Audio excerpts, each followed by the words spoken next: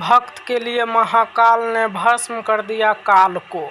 सावन में जरूर सुने यह कथा, मिलेगा पार पुण्य।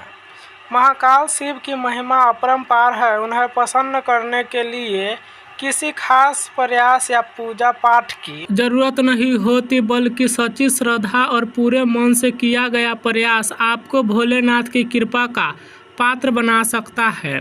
शायद यही वजह है कि अपने भक्तों के लिए महाकाल ने काल तक को भस्म कर दिया था। ऐसी ही एक कथा मिलती है हमारे धार्मिक ग्रंथों में, जिसे हम आपके साथ शेयर कर रहे हैं।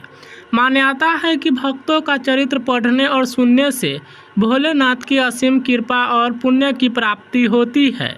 तो आइए जानते हैं भक्त के प्रति महाकाल की अगाध अवस्था की जिस कहानी का हम जिक्र कर रहे हैं, वह स्वयं भगवान कार्तिकेय ने संतों को सुनाई थी।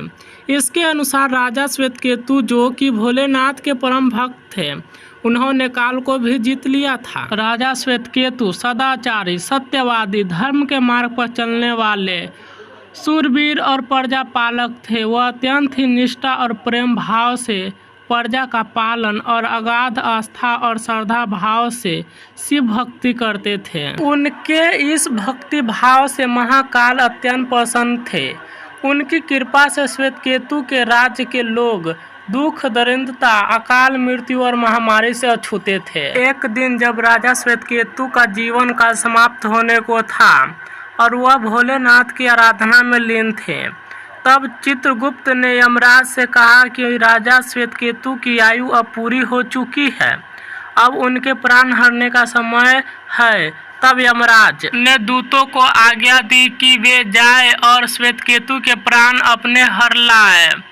यमदूत राजा श्वेतकेतु के पास पहुंचे तो वह शिव मंदिर में थे। दूत बाहर ही खड़े हो गए। श्वेतकेतु गहरे ध्यान में थे। बहुत देर हो गई, न श्वेतकेतु का ध्यान टूटा, न यह दूत हिले। दूत बिना अपना काम किए खड़े रहे। जब वे वापस नहीं पहुंचे तो यमराज ने विलंब होते देखा तो काल दंड संभाला और खुद चल पड़े। दूतों के आने में देरी होने के चलते यमराज स्वयं राजा श्वेतकेतु के प्राण हरने पहुंचे, लेकिन वहां उन्होंने देखा कि वह तो महादेव की साधना में लीन है। अब तो वह सोच में पड़ गए कि इसके प्राण कैसे हरे। उन्होंने सोचा कि यह अभी पूरी तरह शिव पूजा में डूबा है, इस स्थिति में शिव पूजा का उल्लंघन नहीं किया जा सकता। तब वह भी बाहर ही खड़े हो गए। उधर जैसे ही काल को इसकी सूचना मिली तो उन्होंने तलवार निकाली और शिव मंदिर में जा घुसे। काल ने देखा कि राजा श्वेतकेतु अभी भी भगवान शिव के लिंग स्वरूप के सामने बैठे ध्यान मग्न है। वह झटपट आगे बढ़ा और जैसे ही उसने राजा श्वेतकेतु का सिर काटने के लिए तलवार उठाई, शिव ने अपना तीसरा नेत्र खोलकर काल की ओर देखा। भोलेनाथ का तीसरा नेत्र खुलते ही काल वही राजा श्वेतकेतु के सामने जलकर भस्म हो गया। थोड़ी देर बाद जब राजा श्वेतकेतु का ध्यान टूटा, उन्होंने अपनी आंखें खोली तो राख में बदल चुके काल को देखा। उन्हें चिंता हुई कि यह कौन है और क्या है। श्वेतकेतु ने भगवान शिव से पूछा, हे भोलेनाथ, ये किसकी राख है? इसे किसने और क्यों जलाया? तब भोलेनाथ ने बताया कि यह काल था जो कि तुम्हारे प्राण हरने आया था। राजा श्वेतकेतु ने कहा कि हे महाकाल, यह तो आपकी ही आज्ञा से तीनों लोक में विचरता है, लोक को नियंत्रण में रखता है। इसी के भय से तो लोग पुण्य कार्य करते हैं।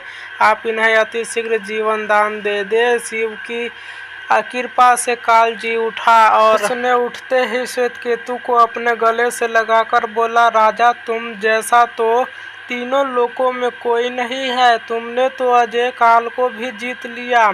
जीवन दान पाकर काल और यमराज ने कहा कि ऐसे जातक जो शिव जी के परम भक्त है, सच्चे मन और पूरी श्रद्धा से महाकाल की पूजा में लीन रहते हैं, सिर पर जटा और गले में रुद्राक्ष पहनते हैं, विभूति का त्रिपुंड ललाट पर लगाते और पंचाक्षर मंत्र का जप करते हैं, उन्हें कभी भी अकाल मृत्यु का ग्रास नहीं बनना पड़ेगा।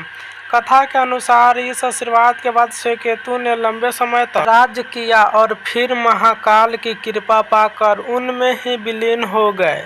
अगर यह वीडियो अच्छा लगा हो तो कमेंट में हर हर महादेव अवश्य लिखें। धन्यवाद।